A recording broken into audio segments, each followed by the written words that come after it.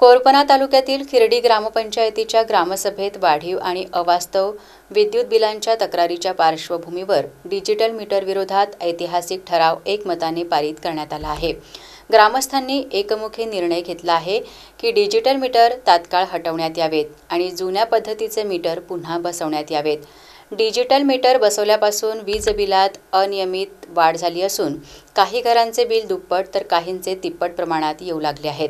त्यामुळे आर्थिक तणाव निर्माण होत असून गावकऱ्यांमध्ये तीव्र नाराजी पसरली आहे। त्यानुसार ग्रामसभेत एकमुखी ठराव मंजूर करण्यात आला। ही सभा ग्रामपंचायत सरपंच शामराव सलाम यांच्या अध्यक्षतेखाली तसेच उपसरपंच दीपक खेकारे यांच्या उपस्थितीत घेण्यात आली। ग्रामपंचायतीतील सर्व सदस्यांनी ठरावाला एकमुखी मान्यता दिली। ग्रामस्थांच्या वतीने महाराष्ट्र राज्य विद्युत वितरण कंपनीच्या गडचांदूर कार्यालयात निवेदन सादर करण्यात आले आहे। या निवेदनात नमूद करण्यात आले आहे की जर 1 महिन्याच्या आत डिजिटल मीटर हटवून जुन्या मीटरची पुनर्बांधणी करण्यात आली नाही तर ग्रामस्थ स्वतः मीटर काढून ते महावितरण कार्यालयात जमा करतील। तसेच पुढील ग्रामसभेत या संदर्भात अधिक कठोर निर्णय घेण्यात येईल असेही निवेदनात स्पष्ट करण्यात आले आहे।